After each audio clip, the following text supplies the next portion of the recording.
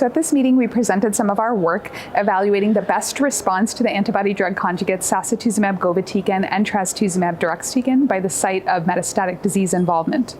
TROP2 and HER2 expression may vary based on organ site, and thus varying organ sites may have a differential best response to these antibody-drug conjugates.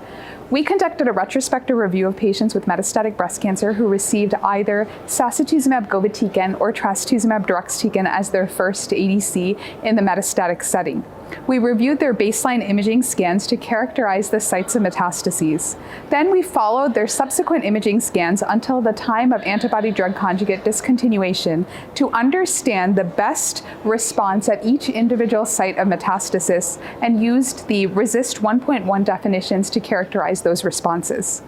Altogether, we identified 33 patients who received Sacituzumab, govitecan, and 49 who received Trastuzumab, deruxtecan in the metastatic setting as their first antibody-drug conjugate.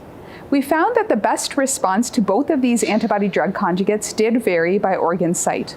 With Sacituzumab, govitecan, soft tissue, brain, and liver metastases, as well as pleural effusions, had high rates of progressive disease. A low objective response rate was observed in bone, lymph node, and chest wall metastases, as well as soft tissue metastases. With Trastuzumab, deruxtecan, pleural effusions, as well as brain, soft tissue, and chest wall metastases had high rates of progressive disease. A low objective response rate was observed with bone, lung, soft tissue, and chest wall metastases.